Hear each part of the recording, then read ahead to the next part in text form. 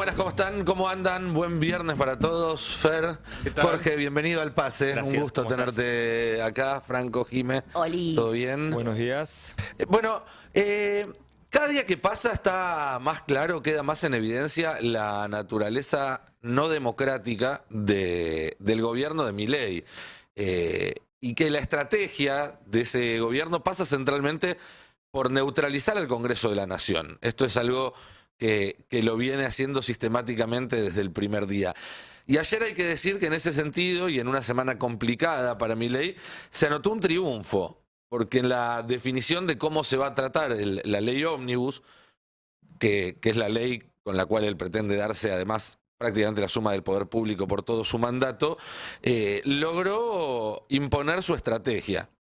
Es una ley de más de 600 artículos y sin embargo solamente va a ser analizado por 4 comisiones, la de presupuesto de Hacienda, la de Relaciones Exteriores, la de Asuntos Constitucionales y la de Legislación General, lo cual deja fuera, por ejemplo, a la Comisión de Defensa en un proyecto en el cual se facilita que el presidente deje entrar tropas extranjeras al país sin pedir autorización.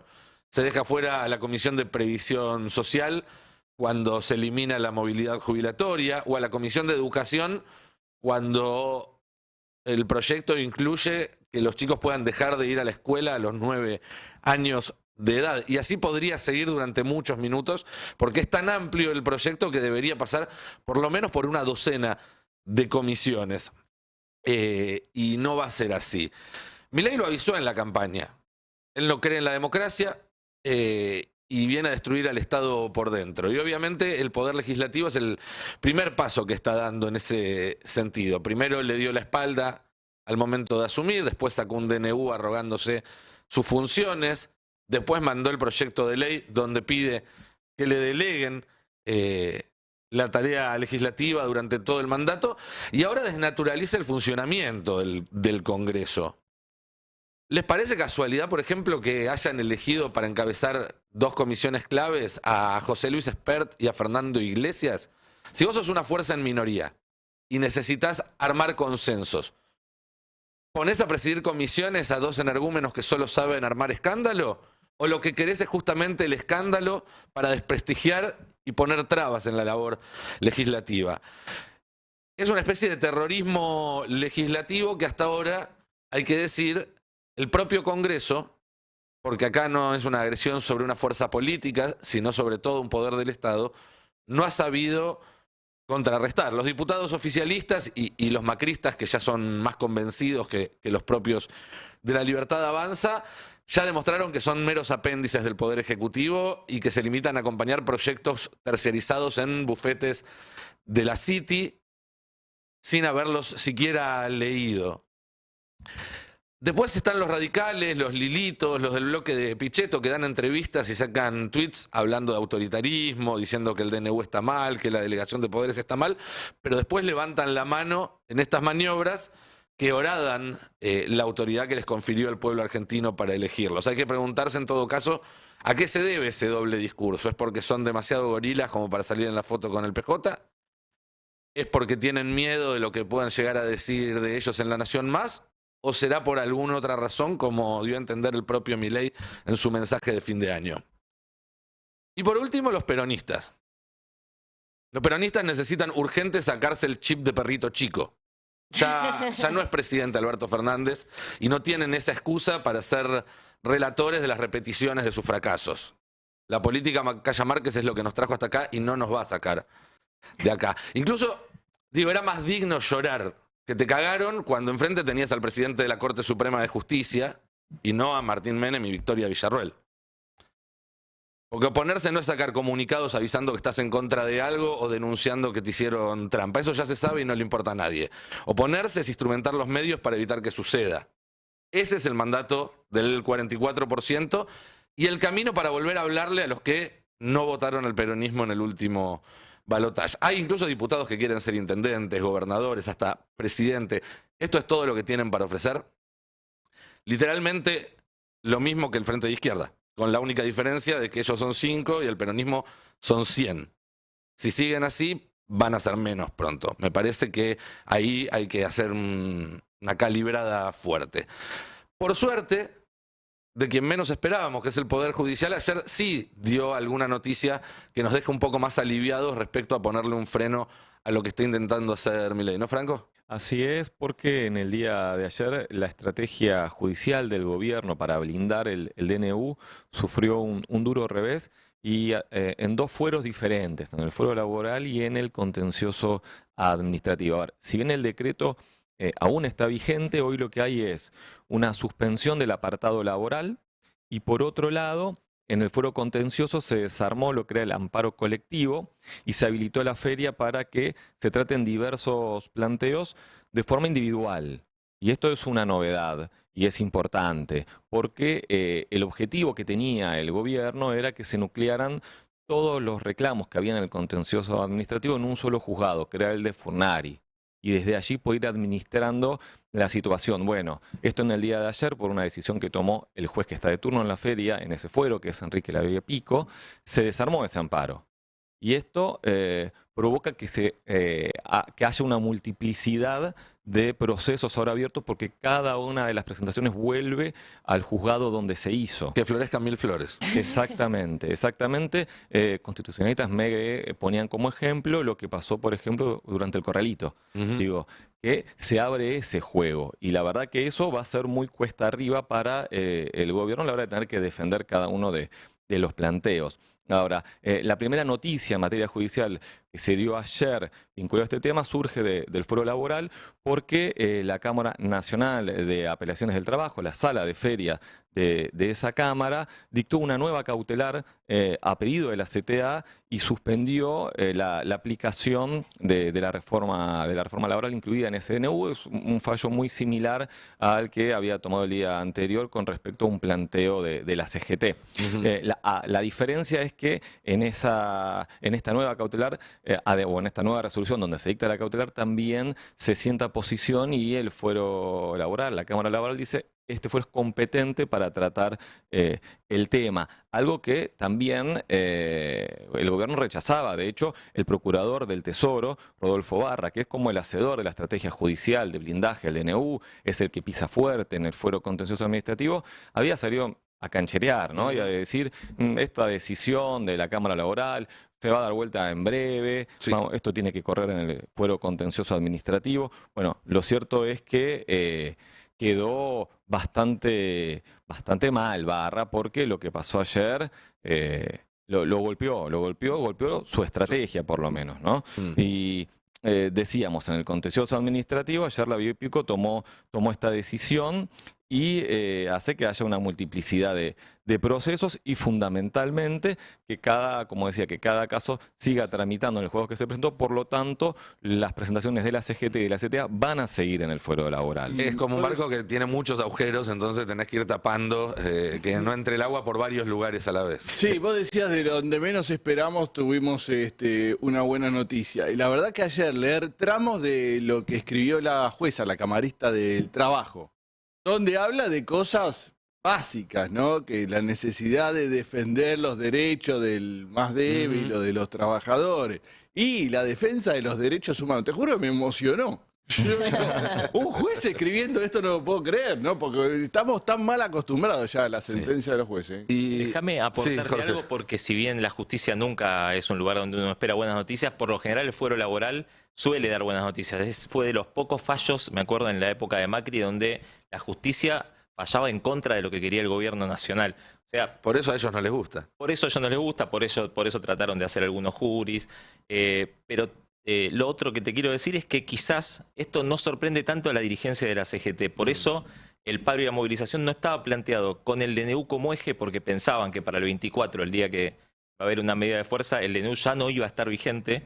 Y estaba pensando en una estrategia en ir a presionar el día que se trate la ley ómnibus. Por eso el 24 y por eso el Congreso Nacional. La estrategia tenía tres patas, que era la judicial. Creían que de alguna manera el DNU no iba a estar vigente en ese momento. La estrategia de llamar a las regionales para ir a presionar a los legisladores, sector por sector, provincia por provincia. Y la movilización el día que esperan que se trate la ley ómnibus, que es el 24 de enero. Bien, también estaba la posibilidad de que ese día se trate el rechazo al DNU en el Congreso si todavía no, o sea, lo había frenado Claro. la justicia, con lo cual van confluyendo las cuestiones. Una CGT que no es que está esperando el 24. Ayer veía un tuit con unas placas claramente tocadas con Photoshop que te mostraban que Daer estaba en Cancún, Moyano estaba en Tailandia, digamos. Se está moviendo y está teniendo reuniones. Ayer hubo una De muy hecho, importante. coincidieron ayer, claro, coincidieron en el centro, ahí en el Sindicato del Seguro, una reunión de la mesa chica de la CGT con Sergio Massa, que está de a poco reapareciendo en la vida pública. Sí. Básicamente empezaron a pensar cómo reordenar el peronismo, esto que decías vos en la editorial. ¿Qué está pasando con el peronismo? ¿Dónde está? ¿Cuál es la estrategia?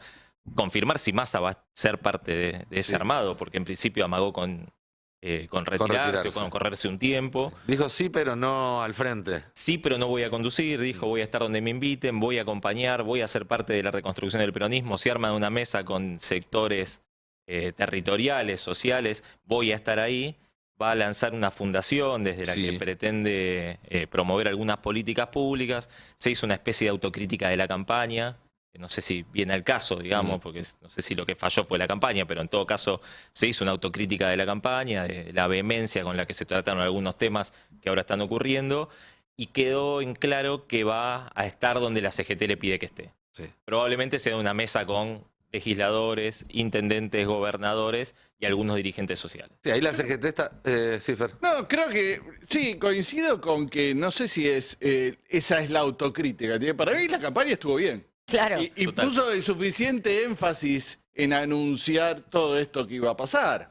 La gente, bueno, votó igual a Milei. Me parece que la falla estuvo más en la gestión. Claro, por eso probablemente la autocrítica de la campaña, no sé si viene al caso, pero bueno, también hubo un poco de eso ayer en esa mesa. Fueron como 4 horas de un asado ahí en el Sindicato del Seguro, cerca del Hotel Libertador. Mirá, ahora que estoy Tengo pensando. entendido que coinciden también la mayoría de los dirigentes más importantes de la CGT con Massa en que marzo es el mes crucial, donde se va a saber bien cuál es verdaderamente la temperatura social. Y por eso también, no sé si se llegó a hablar ayer o no, pero esto de que la marcha del 24 esté acompañado por un paro solo de 12 horas, viene medio como con la idea de que la primera semana de marzo, si es necesario, haya finalmente el paro por 24 horas que se viene esperando, cuando ya esté, digamos, todo listo para que tenga el máximo impacto posible. Es que claramente lo peor no pasó todavía. Los Ujú. aumentos de la mayoría de las cosas todavía no lo estamos viendo. O sea, la prepaga recién ahora están empezando a llegar los primeros aumentos. El combustible ahora vuelve a aumentar, pero probablemente es un camino al que siga. Lo mismo con el transporte, lo mismo con los servicios. Creen que en marzo, cuando tengas que comprar las cosas para mandar a los pibes a la escuela, que va a estar muy difícil incluso pagar las cuotas de las escuelas privadas, es el momento en el que probablemente el descontento social llegue a su clímax, por decirlo de alguna Bueno, recién se estaba mencionando el voto de la jueza Andrea García Bior, ¿no? En el caso de la CTA. Ella hace una mención, y creo que hay que prestarle mucha atención a eso, donde dice que hay graves riesgos de que el conflicto social, dice, ya avisorado en los últimos días del año 2023, se acreciente y o derive en hechos de violencia inusitada. Digo, está viendo ese escenario también y lo deja explícito en la resolución del día de ayer.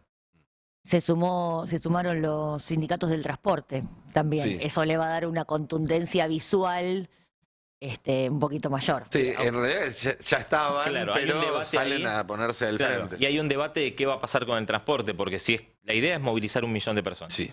Si van a movilizar 1 millón de personas, de alguna manera se tienen que volver de la Plaza 2 Congresos. Entonces, posiblemente algún servicio de transporte esté activo en la tarde del 24 para que la gente pueda volver a su casa. Recordemos que Pero mucha se gente... puede organizar, digamos, en función Sí, del claro. paro. Sí, sí, la idea es justamente eso, organizar que si hay transporte, sea para promover la garantizar el desconcentración, retorno, claro. Sobre todo con el miedo que tenemos de la aplicación de este protocolo virtual, que se puede aplicar o no según tu color de piel y tu clase social en la ciudad de Buenos Sí, Aires. es cierto, pero si hay 1 millón de personas en la calle, no hay protocolo que valga. Iba a decir Una eso. cosa Por es que haya eso. 5.000, Bueno, 7.000, y otra Por eso cosa va a 1 quedar millón. otra vez de vuelta de manera virtual, digo, ¿se aplica o no se Sí, aplica? hoy lo quieren aplicar ahí frente al Hotel Libertador, donde va a haber una protesta de barrios de pie, tengo entendido. Claro. Y ahí, como son pocos y más Y morochos, marrones. lo más probable A los marrones nos es que la pegan. policía se anime. El número de 1 millón es un número Para Viable. enero me parece un poco... Pero es viable, conseguible. ¿Sí? ¿Sí? es viable. En las movilizaciones de la CGT se puede... No en la movilización que hizo a tribunales, donde, No, por ejemplo, esa no fue- No era el movilizó. objetivo aparte. No, no era el objetivo. Pero una movilización tradicional de la CGT, donde la gente va a la fábrica, de la fábrica se van los colectivos a la movilización, incluidas las dos vertientes de la CTA, más las organizaciones sociales que en las últimas marchas movilizaron Sí. 300, 400 mil personas Partido tranquilamente. de izquierda también. Más los partidos de izquierda, más Los las, partidos van a mover. Y los más sueltos. más los sueltos, Hay más mucha las gente con organizaciones ganas de salir. políticas, Total. seguramente es un número viable. No Eso. sé si no lo consiguen, probablemente sea un Es fracaso. llamativo también, que ¿no? que lo pongan así al principio, ¿no? Porque en general decís, bueno, 500.000 y después salís a... Vos decís medio millón, juntás 800.000 y salís a decir que Claro. llevaste 1 millón. No, Eso es lo que superaste puede las pasar, digamos. expectativas. Pero ponerse ya 1 millón como cifra es una presión Sí, importante. evidentemente tiene mucha confianza y que el descontento con la gestión de Milei es cada vez más alto. contundente. Y te hago otra pregunta, porque otra situación que en otras ocasiones hemos visto a esta dirigencia de la CGT es anunciar una medida como esta y 4 o 5 días antes, después de una negociación que no termina de quedar claro en qué término fue, ponerle un freno, darle marcha atrás y demás. ¿Tiene frenos esto o te parece muy que...? difícil, porque no hay mucho punto de negociación tampoco. Hay una vertiente de la CGT que históricamente se sentó a negociar con Sí, todos claro. los gobiernos y que tranquilamente se sentaría a negociar con la Y gente. que de hecho algunos están negociando ahora, solo que quizás no llegan a los resultados. Bueno, que el desean. problema es que justamente lo poco que hablaron hasta ahora nunca, no se lo cumplieron. Fue público que Guillermo Francos y una porción de la CGT estuvo negociando antes del DNU para que el capítulo laboral sea algo más digerible. Después, bueno, todo lo que hablaron no se cumplió, por lo tanto es difícil sentarse y dialogar en ese contexto. Y además hay una presión social muy importante. Además hay una presión social creciente. Está Qué buena clarísimo. foto de Cavalieri ahí fallida, ¿no? Ese día, Sí, el ¿qué mismo pasó? El mismo día de la marcha de la CGT, sacarse esa foto. Pero finalmente, Donde anunciaron que había un acuerdo, después Medio en Comercio lo desmentían, ¿no? Que había un acuerdo de eso de hacer un fondo WOCRA Sí. Claro. también para el sindicato de comercio y quedó en la nada, ¿no? Me parece que fue muy desafortunado. No sé si Cavalieri se dio cuenta de lo mal que estaba quedando con esa foto. El timing de la foto por lo No. menos es raro, ¿no? Mientras está toda la conducción de la CGT protestando en tribunales. Lo cierto es que el fondo de cese laboral, en caso de que se apruebe, es optativo por sector y en paritarias. O sea que por más que Cavalieri se siente con petovelo, la discusión la tiene que dar el Sindicato de Comercio con las cámaras de la actividad. Algo que ya están haciendo. O sea, no lo firmaron porque no pueden firmarlo. No hay chance de que haga una firma de un acuerdo de ese estilo con el gobierno. Lo tiene que hacer con las empresas. En el Sindicato de Comercio dicen que tienen avanzadas las discusiones, que no hay acuerdo respecto de cuál va a ser la modalidad. Vieron que hay un par de alternativas, puede ser un seguro, puede ser un fondo por un porcentaje que aporta el trabajador y un porcentaje que aporta las empresas. Hay distintas modalidades, todavía no hay acuerdo respecto de eso, pero es viable que ocurra, digamos. o sea Lo que mismo que en el Sindicato de Gastronómicos. Ahí con una particularidad que es un sindicato con alta rotación de empleados, como en el caso de la UOCRA, donde quizás tenga más legitimidad buscar una solución a las indemnizaciones cuando vos tenés rotación de personal. Claro. Lo cierto es que la CGT está ejerciendo como cierto liderazgo, podríamos decir, de la resistencia al DNU y la ley ómnibus. Y ahora también, con esta reunión que tuvo ayer con Massa, podríamos decir de la articulación política dentro del peronismo, ¿no? Por lo menos es la que se está moviendo más y agarrando un poco más la manija, ¿no? Hay una vacancia, ¿no? En ese lugar hay una orfandad de los 12 millones de votantes de Unión por la Patria. Ujú. Sí, claro. Aparte, o sea, la CGT y la justicia. ¿Quién hubiera dicho? sí, totalmente. Aparte esta mesa que dicen que van a lanzar a fin de mes en Mar del Plata y dice que van a estar los gobernadores, los jefes de los bloques legislativos, dirigentes empresariales también que puedan sumar. Bueno, se empiezan a armar una cosa. Sí, ahí el tema es que el que pone la mesa y elige los invitados tiene una carta más en la mano. Y creo que la CGT está viendo un vacío en otros sectores que podrían arrogarse esa conducción y dice, bueno, vamos a jugar una ficha nosotros, total. Claro.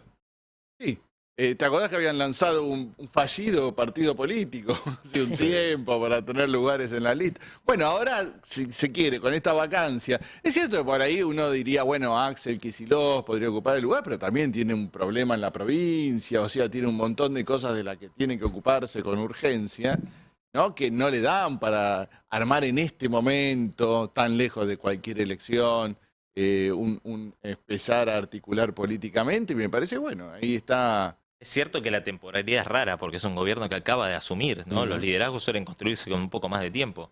Pero bueno, la política de shock es así, ¿no? Sí, eso creo que es parte de la estrategia de Milei, esto de obligar al peronismo cuando todavía está recuperándose de una derrota muy fuerte a tener que quemar etapas porque si no te pasan por arriba. Y los cambios que propone, si no los hace ahora, no los hace porque tiene un nivel de brutalidad que es imposible que esto pase dentro de 2 años cuando ya desgaste del gobierno. Sí, por eso también un poco la estrategia de la CGT, que cuando todo el mundo le pedía salir ya, dijo, no, esperemos, paremos la pelota, ¿no? Juguemos a desgastar al otro haciéndolo esperar, haciéndolo quemar tiempo, haciéndolo quemar un poco de crédito político antes de dar la confrontación. Un poco confiado en esto que contaba él, que la justicia de alguna manera le iba a frenar el DNU. Hay algo que trascendió también de las horas, no sé si te contaba lo mismo. Esto que Massa un poco les dijo a la CGT que se habían apresurado con él. Él le parecía que todavía había que esperar un poco para lanzar un paro general, porque le parece que todavía tiene que sentirse más el rigor. Bueno, lo de marzo que comentábamos hace un Sí, rato. hay otros dirigentes que también del peronismo, dirigentes y dirigentes que sostienen lo mismo, que hay como un bonapartismo de no interrumpir a tu enemigo cuando se está equivocando. Sí. Como para también, o sea, respetar el voto popular. Hay un gobierno elegido por el pueblo. Te podés amparar perfectamente en esa institucionalidad para sostener una posición más táctica. El punto es cuáles son los avances del gobierno que después se vuelven difíciles de revertir. Porque hay cuestiones que Sí, totalmente. se pueden Es dar muy vuelta finita más esa o menos fácil y hay otras que ya está. ya- Es muy finita la especulación, sí. Así es, así es. Sí, sí. Que son décadas y décadas de derechos en el plano laboral, si se quiere, conquistados que se... Diría Adorni que son décadas y décadas de No, pero fracasos. décadas, los sí. derechos laborales en Argentina, viste que fuimos y vinimos desde los 90 empeorando y mejorando la alza y a la baja, como se dice. Pero en el fallo que él mencionaba, por ejemplo, la jueza dice que es muy peligroso el encorsetamiento del derecho de huelga, porque prácticamente no, existe eso más es el una derecho de locura. huelga. Claro, no hay, No, o es sea, que a la nivel- herramienta principal de la clase obrera para hacer valer sus derechos. Es que a nivel laboral, y lo dicen todos los especialistas, el avance que se hace con el DNU, digo, sobre todo la normativa, hay que buscarlo como antecedente en la última dictadura cívico-militar, y lo dicen todos los especialistas, ¿eh? No se avanzó nunca de esa manera, o sea, de manera tan radical y tan abarcativa. Digo, es muy fuerte. ¿Y qué será que tiene miedo de quedar escrachados o que realmente hay una convicción de defensa? ¿Quiénes? Los que están fallando en contra del DNU dentro del Poder Judicial. A ver, en la Cámara Laboral está la cautelar que la frenaron y ahora se tienen o sea, está frenada el apartado laboral hasta que se resuelva la cuestión de fondo, pero ahí lo que están haciendo es, bueno, darle un respaldo, ¿no? Y frenando el avance con respecto a eso. Es allí donde se está haciendo foco en lo laboral.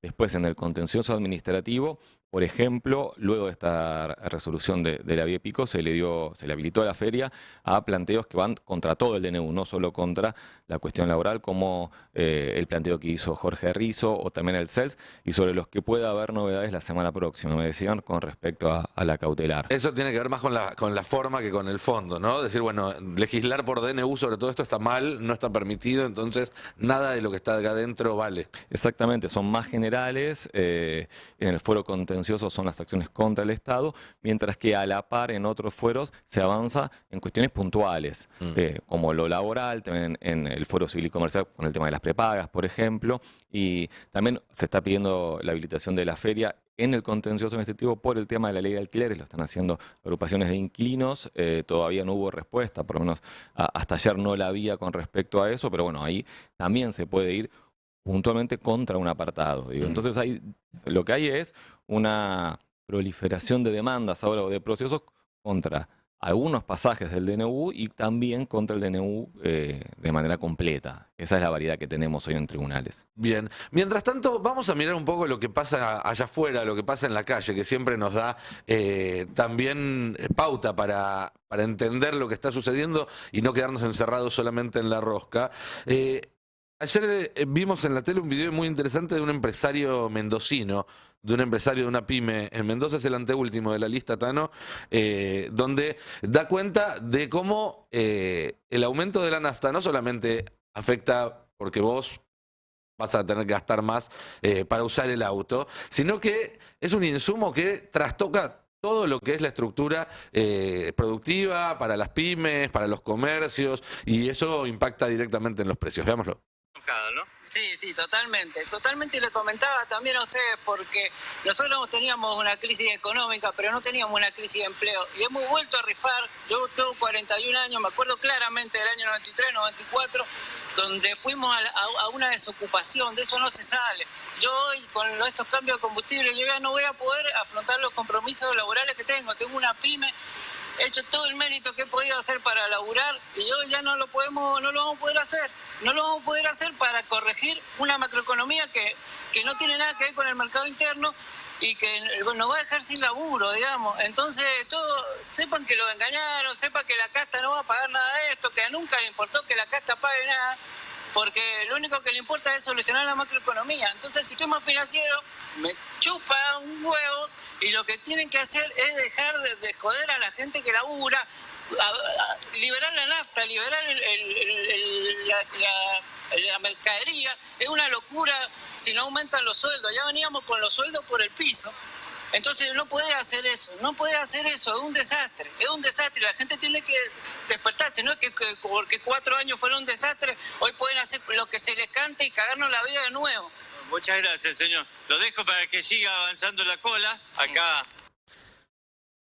Bien, la historia de uno que se repite por Clarísimo. 1000 en la Argentina hoy en día, pymes que hacen números y se dan cuenta de que ya no les cierran más y que tienen que cerrar, que tienen que bajar la persiana. No, pero Eso aparte, también se va a notar en las próximas es semanas. clarísimo, como relataba, que lo que había no era un problema de empleo, sino un problema de salarios. Ujú. El problema del mercado de trabajo argentino no era de empleo, sino de remuneración. Teníamos los sueldos atrasados. Bueno, ahora probablemente tengamos sueldos más atrasados y un problema de empleo. Sí. Sí, de con la- pluriempleo tenemos problema. Ese es nuestro Que problema. justamente como tenemos poco sueldo, tenemos muchos trabajos para tratar de complementarlo, pero había creación de trabajo Sí, registrado, sostenido, casi 3 años consecutivos. Lo que pasa que había claramente un problema de ingresos. Sí. No, Bueno, pero ahora vamos a tener problema de ingresos y debíamos a tener problema de El empleo. pluriempleo es un problema como problema, digo, no es algo bueno tener muchos trabajos, No, por por más supuesto. que parezca, porque lo que terminó sucediendo es que en los hechos perdimos las 8 horas. ¿Sí? Eso por lo que tanto se peleó y por lo que compañeros han muerto y se legisló y la historia larguísima de Argentina y del resto del mundo está perdido. Sí. O sea, También es cierto que es mucho más fácil que el salario suba cuando cuesta conseguir empleados, que es lo que pasaba. Uno hace 3 meses nada más, y aunque la economía no estaba bien y veníamos con grandes problemas y todo, uno caminaba por una avenida, Corrientes, Santa Fe, Pueyrredón, cualquiera de esos, y por cuadra había un papelito diciendo se busca empleado. sí, Eso pero va a a salarios desaparecer. bajos. Ahora lo que vamos a ver va a ser filas para entregar el currículum. Ahora, la derecha... Y los salarios van a ser más bajos, porque cuando tenés gente haciendo fila atrás tuyo para hacer tu laburo por menos plata, los salarios no suben. Entonces, no es que una cosa va a solucionar la otra, nos estamos metiendo en un pozo todavía más profundo. La derecha decía que no se creaba empleo desde 2011. ¿Cómo es eso? No, en realidad lo que hay es un número de empleo registrado del sector privado que se mantiene más o menos estable, se perdió mucho en la pandemia y se recuperó. Y lo Y con superó Macri 3 también años. se perdió mucho con Macri entre 2015 y 2019. Se empezó a recuperar, se cayó de nuevo en la pandemia, aunque la verdad que la política pública para sostener los contratos de trabajo hizo un aporte importante y después se crearon puestos de trabajo 3 años consecutivos. Lo que pasa es que punta a punta está en el mismo lugar, pero en el medio subió, Claro. bajó y volvió a subir. No fue una locura de cuánto se crea, pero todos los meses vos tenías que se creaban 30.000 puestos de trabajo, 40.000. Siempre el sector registrado del sector privado. Bueno, ahora lo que va a empezar a pasar es que vamos a ver una reversión de Sí, eso. claro. Y en paralelo también lo que había, que tiene que ver un poco con el mercado de trabajo que tenemos, es mucha creación de puestos de trabajo informal.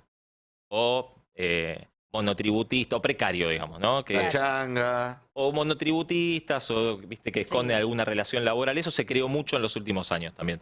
Pero de última, la verdad que el mercado de trabajo era dinámico. El problema que teníamos claramente es que estábamos yendo a un modelo de mercado de trabajo con salarios muy bajos. Bueno, pero Pedido en esto, dólares muy bajos. el Ahora, aumento mucho más bajo todavía, ¿no? Mucho más. Claro. del monotributismo como relación laboral encubierta, lo que ahora quedó es una situación muchísimo más peligrosa para los trabajadores y trabajadoras, que es en realidad lo que somos los monotributistas, o sea, tenemos también esa identidad, porque según esta legislación que intenta imponer Milei, se borra ese límite entre el trabajo registrado y no registrado, queda como medio difuso. Sí. Sí, bueno, es sumamente regresiva en todos los sectores y en casi todas las circunstancias del mercado laboral. Esto del emprendedurismo y de que elige tu propia aventura en el mercado de trabajo, que realmente no existe, está potenciado. Yo no sé cuánto puede durar esto con estos niveles de desocupación. Esa es la estamos pregunta que nos viendo. hacemos todos los días. Probablemente Ya deben en un escuchar. año vayamos a la duplicación del número de desempleo que estaba en los 6 puntos. No sería nada raro que empecemos a acercarnos a los 2 dígitos en 2 o 3 trimestres. Sí, claro, y antes también a lo mejor. También hay otro video que remite a estos cambios de hábito que nos sorprenden por la velocidad. La verdad es que nadie puede sorprenderse por lo que está haciendo Milei, pero creo que nadie se esperaba tampoco que antes de Reyes ya estuviéramos viendo escenas como esta. Bueno, miren esto, toda esta gente que hay, toda esta cola en este negocio, esta es la cola que están haciendo la gente acá en Lomas, Sainz y la avenida.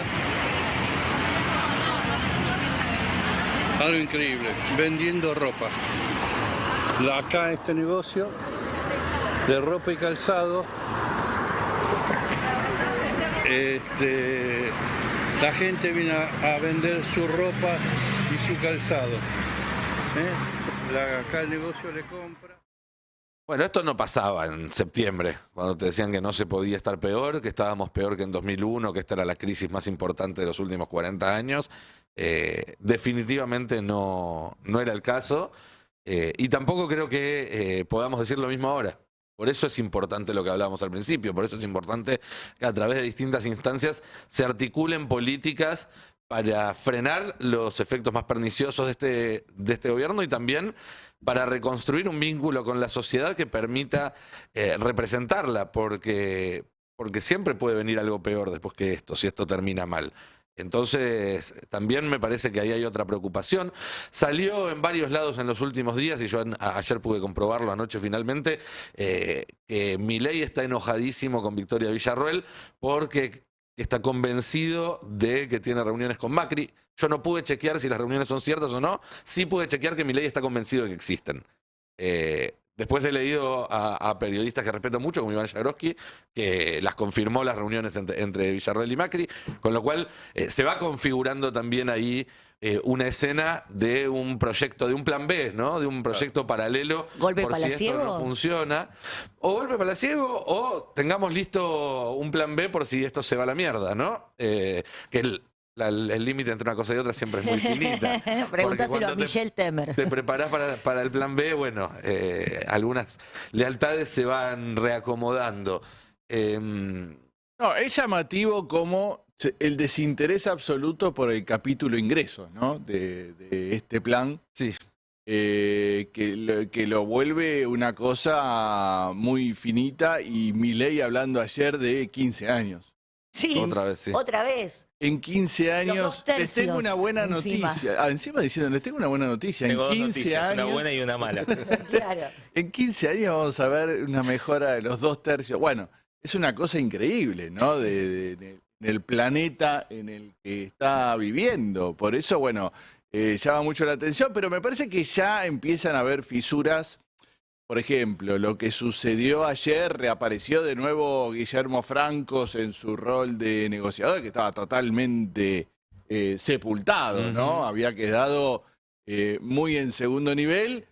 Recibió al gobernador de Chubut, que se Sí. supone, y al intendente de Mar del Plata, ¿no? Que se supone que son aliados o algo parecido, Sí, sí, sí. y terminaron abriendo por primera vez la ley ómnibus, que hasta ayer se aprueba a libro cerrado así como está. Bueno, ya tuvieron que hacer la primera modificación respecto a la ley de pesca, aparte de Francos hablando de, me parece que no se entiende bien, no, Claro. se entiende muy bien lo que estaban haciendo. De hecho, ¿no? Mondino un día antes había defendido a capa y espada la ley tal cual estaba y ahora dicen, bueno, no se entendía.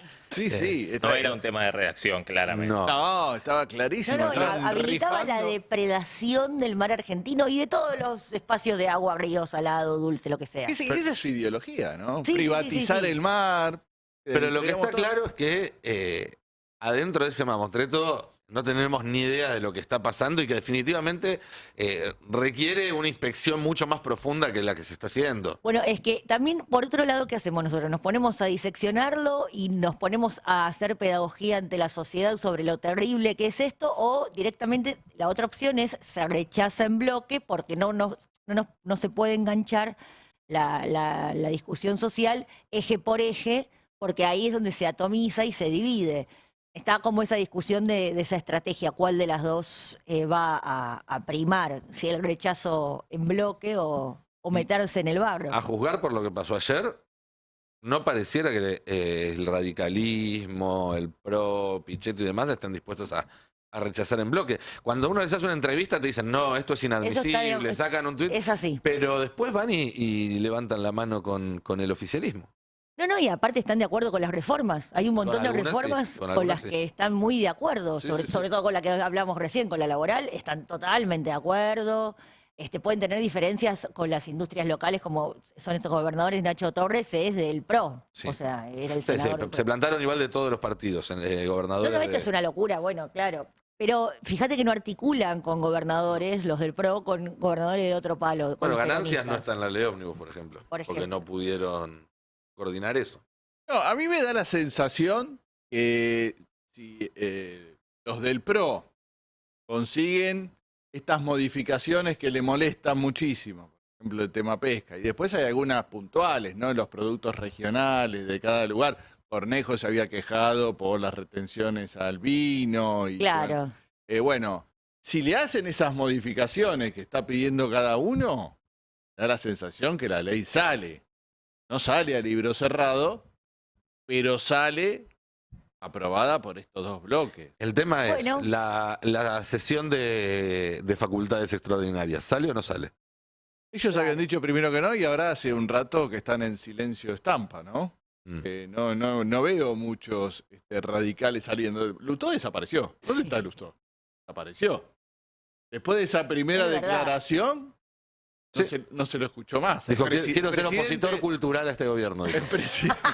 el presidente de la UCR Nacional, ¿dónde están? No lo vimos más. Es verdad. Salió de Loredo, que parece Sí. más mileísta que Milei, salvo que, bueno, la forma. Él está pidiendo, por favor, es mileísta pero sin retenciones, esa es la Claro. diferencia. Déjame existir. él le está pidiendo, por favor, dame una, no me digas coimero. ¿Viste? Ayudanos a ayudarte, esa es la frase de la Ayudarme, semana. ayudarnos a loco. ayudarte. Pero hay muchos que están en una puertita para meterse, ¿no? Bueno. Me da la sensación. Pero claro, están pidiendo alguna cosita. Por ejemplo, lo que pasó ayer con la ley que pesca. Pues yo digo, abrieron esa puerta, ahora ya no es más una ley cerrada, pueden empezar a hacer modificaciones. Me parece que Franco, que era el dialoguista, que lo habían mandado al bombo, ahora de nuevo por ahí toma un protagonismo y a partir de algunas reuniones, empezar a sacarse fotos, que empiecen a aparecer algunos gobernadores por la Casa Rosada. Tuvo Jaldo, ¿eh? Esa es otra Osvaldo. esa es otra para empezar a analizar. Sí. Osvaldo Jaldo, gobernador es de el primer Tucumán. peronista, el primer Sí. peronista que va a la Casa Rosada. Y a mí ya me habían dicho que de todos los gobernadores había algunos que parecían más proclives Sí. a cierto contacto con el gobierno y Jaldo Bueno, figuraba en el primer lugar. Fue uno de los que desmintió el día de la reunión de todos los gobernadores con Milei, que salió el comunicado con 8 firmas de gobernadores del peronismo. Hubo 2 que después dijeron, che, yo no había firmado. Claro. Jaldo es uno, Jalil el otro. Jalil también es otro y me dijeron también Gerardo Zamora. que es oficialista del oficialismo. Bueno, de hecho, Jaldo y Zamora fueron los dos que al otro día de reasumir dijeron hacemos un plan de ajuste. Es verdad. ¿Jalil y Zamora no eran los dos que habían ido a plantear que el candidato tenía que ser Massa? Sí. Sí. Claro. Igual Zamora, para contar toda la historia, cuando fue la reunión de la semana pasada de gobernadores con diputados y senadores en el Congreso, que ahí estuvieron los gobernadores más combativos, si se quiere, Kicillof, Silioto, Opositores. Infran y demás, Zamora se conectó por Zoom. No había podido viajar, pero estuvo y fue parte de la reunión y Sí, participó. sí, está. Está en todas partes. Sí. Así, reparte la Bueno, canasta. a lo que hoy es la guita que se disputa de la nación a través de pretensiones, también lo está disputando la ciudad ahora, porque el jefe de gobierno porteño se juntó con, mira vos, el ministro Caputo, el ministro de Economía, para pedirle que empiecen que Nación le empiece a pagar la coparticipación que había recuperado Alberto Fernández, aquella vieja coparticipación que le había regalado en el 2016 Macri a Larreta cuando le pasa la policía, que dice, bueno, con el traspaso de la policía te paso 5 puntos de coparticipación de más, robándoselo a la Nación y aparte de y también en parte a las provincias. En el 2020 Alberto Fernández consigue un fallo, vuelve para atrás con ese número, después la Corte Suprema le falla en contra a Alberto Fernández y le dice tenés que empezar a pagarle 1,4 más. Alberto Fernández... Hizo un prorrateo, ¿no? Entre lo que decía el gobierno nacional y el gobierno nacional lo hizo por la mitad. Por la mitad dijo, para mí debe ser por acá, exacto, ese fue el cálculo, nada técnico. Me acuerdo que en su momento Silvina Batakis había hecho un cálculo técnico sobre cuánto le correspondía a la ciudad de Buenos Aires, que aparte, más allá de todo, es la ciudad más rica del país y están diciendo por todos lados, no hay plata, y ayer el ministro, el amigo Caputo, le dice al primo Macri, sí, vamos a empezar a evaluar esta situación y podemos abrir esta canilla para darle más plata a la ciudad más rica del país. Que hasta ahora Milei tampoco, el mes que pasó no le pasó la plata, le pasó la misma plata que Alberto Fernández. Por eso el primo fue a verlo a Caputo y dijo, che, a mí pásame más plata. ¿No era que no hay plata? Con los fondos hay una extorsión muy clara a los gobernadores. Totalmente. Así como dice que los legisladores son coimeros, él está ofreciendo coima todo el tiempo, diciéndole si me votás te paso, si no me votás no te paso. Está clarísimo que hay un mercado, un libre mercado de los fondos de Nación. Bueno, la plata para Córdoba. Claro, se da de acuerdo a cómo voten, ¿no? Sí. Eso está clarísimo. Y hablando de Caputo y de plata, ayer el Banco Central le transfirió 3.200 millones de dólares al Tesoro para pagar deuda. Que era lo más kirchnerista que podías hacer, según ellos, ¿no? Letras intransferibles, es decir, que el Tesoro se endeude con el Banco Central, una deuda que todo el mundo sabe que después no se paga. A su vez es de los bancos. Claro, sí, por supuesto. O sea, el Estado Nacional financiándole el tongo, la timba y con financiera a los reservas bancos. que no hay. Encima. ¿Viste? Están cada vez más kirchneristas. Es que esos fueron los bancos cuando se juntó con Caputo. ¿Te acordás que se juntaron en una reunión privada? Ahí es donde se juntaron más de una vez igual. Bueno, esa claro, es la que dieron a conocer. Ahí es donde arreglaron el salvataje a los bancos después de la bomba del Elix. Los dogmas neoliberales, ¿no? Que cuando llegan al poder trastocan rápidamente. Uno era la independencia del Banco Central. Bueno, olvídate. Pero ¿sabés cuál es la diferencia? Que cuando lo hacen ellos es por necesidad, porque la situación es apremiante y no tienen ninguna otra opción de hacerlo. En cambio, cuando lo hace el peronismo es porque les encanta. No, bueno, pero esa de es la ahora en más ya narrativa de terminamos. ellos, digamos, ¿no? Si pone cepo el peronismo es porque son comunistas que creen que la gente no puede comprar dólares. Ahora, cuando llegan ellos dicen, no lo podemos sacar porque vuela todo en pedazos. Y claro que no, te dicen es culpa del peronismo de lo que nos dejó. Sí, Claro, bueno. Esa ya les está durando cada vez menos. Hoy es la reunión con el fondo, ¿no? Ahora Hoy es la reunión con Scooby-Doo. Ahora en un ratito. Ahora en un ratito, ¿no? Vamos a ver qué es lo que sale de ahí. Obviamente el fondo encantado con el plan de Milei. Milei les había prometido, voy a ajustar más de lo que ustedes me pidan, y lo está cumpliendo. Fondo quiere palpar acá, me parece, la viabilidad, ¿no? Me imagino que tendrán muchas reuniones. De hecho, es algo que dijo públicamente Cristalina Georgieva, lo dijo. O sea, imagínate que para que haga una declaración una funcionaria del fondo sobre la viabilidad de su propio programa en un país es porque la debe estar viendo. Es que básicamente tienen miedo de que si esto se sale de manos, venga uno después que te defoltee, como pasó en el 2001. Como pasó en el 2001, Que digo, te ya defaulté se y te quemaron diga- una vez con leche. Que te defaulté y te diga, vos esperá que primero voy a juntar y después te voy a pagar. Porque esa también es una opción. Ujú.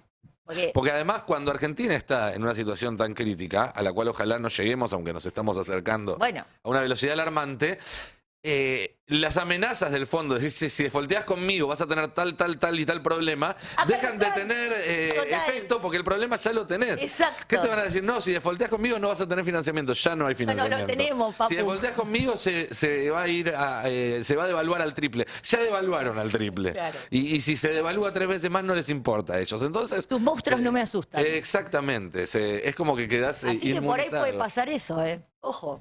puede Bueno, pero el venir miedo un- es que para evitar eso les vuelvan a soltar y les den más plata. Porque, para mí, ¿cuál es la exacto. herramienta que sí tiene el fondo para que no se caiga un gobierno?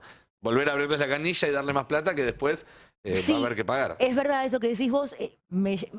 Le aclararía nomás que ya de por sí el acuerdo este que tenemos, que es sabido, es un mamarracho porque no respetaba un Ah, ese término acuerdo ya no técnico. está- Bueno, después, ese es el original. Después viene el acuerdo de Guzmán, el de las facilidades extendidas, tiene ese nombre. Se pasó del stand-by, que es Tampoco el está original. bien. Ese, bueno, Y el de acaba de Massa fenecer. tampoco. El de Massa tampoco. Dicen que No. quieren volver al de Guzmán. Claro. Es Es que en realidad el Es riesgo... que por el monto nos correspondería ese, porque el otro era una locura. Es que el riesgo es que inventen uno nuevo, un cuarto, ya quinto, ya no sé por cuántos vamos, donde, ahora sí de acuerdo, el Fondo Monetario Internacional ponga que se necesita una reforma del sistema jubilatorio para que te den la plata y venga Milei y te diga, mira, si no cambiamos el sistema jubilatorio, Es que va a esa ser fue tu la estrategia culpa de que vayamos Macri. al default y a la hiperinflación. Para o sea, mí- lo mismo que está haciendo ahora con los diputados para que le voten el DNU, para que le aprueben el DNU y le voten la ley ómnibus, lo va a hacer después para meter las reformas que todavía no pudo meter y que va a hacer que el fondo se las pida.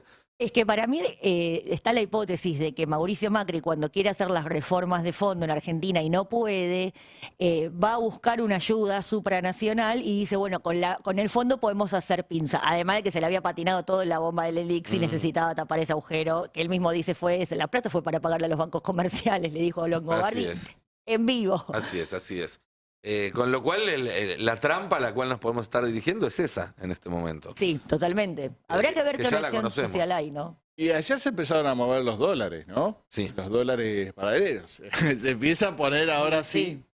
Entramos en la montaña rusa, ¿no? En cualquier momento, que cuando empieza a subir el dólar y se empieza a disparar, se empieza a agrandar la brecha. ¿Cuándo se había dicho la segunda devaluación? Que cuando Y antes de la cosecha, sí, febrero, marzo. y ahí Y si vas a tener un 100 de inflación entre diciembre y marzo, es lógico que Y te vas van a tener el dólar pedir... planchado, o sea, y- tenés 100% de inflación en dólares. Sí. Que está pasando también, ¿eh? Ya no estamos baratos como antes. Hay un proceso de encarecimiento de los precios en dólares en la Argentina, artificial, impulsado por el propio gobierno para hacer carry trade, para hacer bicicleta, porque se licúan los pesos. Entonces, si vos comparás tus pesos con lo que podés comprar, los que usamos los pesos para vivir, nos alcanzan cada vez para menos. Pero si vos tenés dólares, lo pasás a pesos y después volvés a dólares, haces una diferencia enorme. Es que siempre y cuando Siempre y cuando entres y el dólar salgas esté- bien. claro. ¿no? Siempre y cuando entres y salgas bien. Hay todavía algunos que están puteando al mismo Toto Caputo porque los dejó enganchados hace 5 años. Esto es así, es así. Y ahí cuando se te cierra la canilla, que fue lo que pasó, ¿se acuerdan después de esa conferencia de prensa el Día de los Inocentes? Sí, el 28 de El diciembre. 28 de diciembre. Ahí es como un dominó, empieza a caer todo a una velocidad muy, muy rápida. No, Bueno. no se desarma de a poco eso. Es que ahí es donde después viene la toma de deuda. Ujú. O sea, sí, en un tobogán directo. Así es. ¿y habrá fondos del Fondo Monetario Internacional? Eso, ¿no? Es lo- Por eso yo digo, para mí, a nivel internacional, digo, saliendo un poco de Argentina, el propio fondo como organismo quedó cuestionado después de este mega deuda que nos dio, que nos encajó. ¿Cuánto puedes tirar de la cuerda ahí? O sea, porque el fondo no es solo Estados Unidos. Estados Unidos fue el que presiona bueno, es conocido, Trump le dice a Cristina habilitalo, porque Estados Unidos tiene poder de veto dentro del fondo por su porcentaje, creo que el 16% es la cuota, nosotros somos 0, y piquito, 0,4. Pero bueno, ¿cuánto el resto de los países le va a seguir sosteniendo esta locurita en la que se metió Estados Unidos, esta jugarreta del eje Trump-Macri de 2017, 2018? Y además Caputo no ayuda. Digo, el hecho de que sea Total, Caputo el total. ministro no ayuda, porque ya los cagó una vez, como habíamos dicho, y es conocido como un timbero. ¿Qué es lo que es? Digo, Es lo que es, total, sí, sí. no es otra cosa más que eso en su vida profesional. No estoy adjetivando, estoy describiendo. Hay macroeconomistas, hay tipos especializados en el cálculo de riesgo, hay economistas especializados en el agro, hay economistas especializados en consumo y hay especialistas especializados en timbiar finanzas. Y en hacer plata entrando y saliendo en situaciones de riesgo de posiciones de valor. A eso se dedica Toto Caputo. Ahora, me parece que este acto de fe de pagar con reservas esta cuota con el Fondo Monetario Internacional, en él esconde una idea de que va a haber alguna ayuda Y en algún momento sí, porque no podés pagar con reservas para siempre. No, que va a haber alguna ayuda del Fondo Monetario para pasar este sofocón de estos meses. Ujú. Claro, Por ahí para si llegar a tiene- la cosecha, digamos. Claro, si tiene A Massa alguna- no se la dieron. A Massa le dijeron, sí, todo bien, pero no. Un montón de veces a pedir ayuda y... Bueno, Está bien, pero pero- estos hicieron la tarea y ya devaluaron Claro, todo lo que te Era un pedían. gobierno que terminaba, este es un gobierno que recién asume. A veces nos olvidamos, no cumple un mes todavía. No, y el ajuste también como moneda de cambio, ¿no? Que ideológicamente hay una coincidencia, ¿no? Al margen de la política pública hay una coincidencia ideológica entre Milei y el Fondo Monetario, eso está clarísimo. Absolutamente. Yo diría incluso que Milei está a la derecha del Fondo Bueno, Monetario Internacional. Claro, bueno. Necesitan urgentemente alguna buena noticia internacional, ¿no? Bueno, está esto ahora, también salen de UNASUR, ¿no? Así como salieron de BRICS, están buscando la manera de irse de la UNASUR y desandar todo un camino que parecía que volvíamos a una épica y solidaridad latinoamericana que se había armado a principios de 2000, ¿no? Con Néstor, con Lula, y ahora están buscando todas las maneras de desarmar todo eso, ¿no? De quitar todos los Con esta idea, me acuerdo mucho de Menem, ¿no? De decir, no, porque nos vamos de la UNASUR, que está Venezuela, y entramos al OCDE, Sí. ¿no? Que está Alemania, y nos convertimos en primer mundo. ¿Te acuerdas que Así de era fácil. la misma lógica? La Estamos misma donde lógica están de ellos, ¿Cómo no somos se- como ellos. ¿Cómo no se nos ocurrió antes, no es cierto? Era así de fácil. Sí, UNASUR además, que leí ayer en algún funcionario y en algunos medios la caracterización de chavista, cuando en realidad es todo lo contrario. La UNASUR fue algo que impulsó Lula en su momento como un contrapeso de Chávez en esa interna que había, a ver, había colaboración, sí, había mucha colaboración, como se vio acá en Mar del Plata en 2005 y demás, pero también había divergencias sobre el rumbo que tenía que tomar el bloque regional, con Chávez ya pensando más en un alineamiento geopolítico con una mirada más polar, más del siglo XX, y Lula pensando en fortalecer a Sudamérica como un polo. Y UNASUR justamente es eso, por eso UNASUR incluye a Chile, incluye a Colombia, en su momento a países que eran el contrapeso desde lo ideológico de lo que planeaba el eje entre Caracas, La Paz, que había en ese momento. Entonces, también es una caracterización falaz, que bueno, obviamente viene de gente que piensa que los BRICS es una especie de internacional socialista, pero creo que hoy en día, y esto es lo interesante, la pelea de Milei y de Mondino en cuanto a relaciones exteriores, a diferencia de lo que pasaba durante el macrismo, es más con Lula que con Chávez. O Maduro en este caso. Es más con el proyecto que tiene Lula para la región, porque es una amenaza real, que esa discusión más de revista Villiquen que tenía el macrismo con Maduro. Bueno, porque ya te diría que es inocuo Maduro para, Sí, para o el está en gobierno un- nacional. sí. ¿no? Ahora, hay toda una relectura política que parece interesante que hace la gestión Milei y sus funcionarios del pasado de la Argentina, del pasado regional, del pasado latinoamericano, incluso de la política internacional.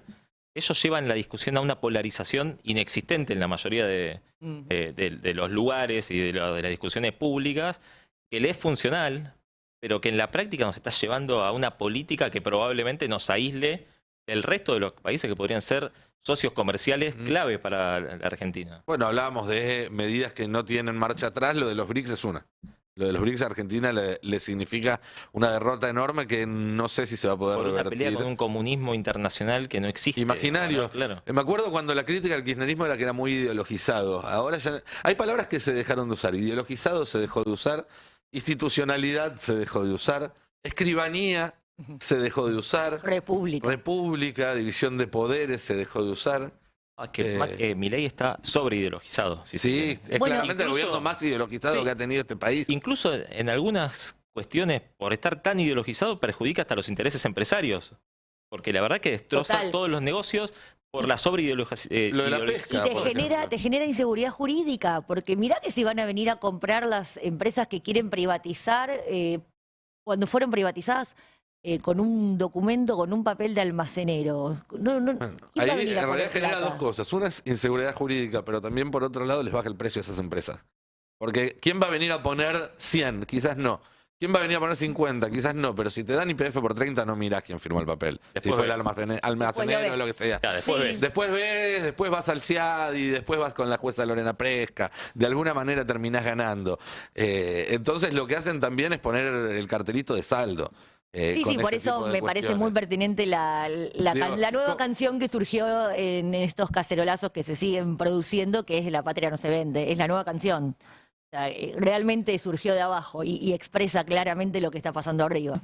Es que si la economía de un país fuera como una casa, que es lo que le encanta contar a los liberales, sabemos que es mentira. Después se complican y empiezan, ponele que es un consorcio. Es una empiezan a complejizar la metáfora. Pero digo, ¿te acordás la de Macri con la tarjeta de la mujer? Le das la tarjeta a tu mujer y gasta. Pero digo, ¿cómo le sacas más plata a tu auto usado? ¿Si lo llevas a un concesionario o si le pones una botella en el techo en el barrio? Y lo tirás por bueno, entonces acá nos están poniendo la botella en el techo, muchachos. Me parece que está quedando cada vez más claro.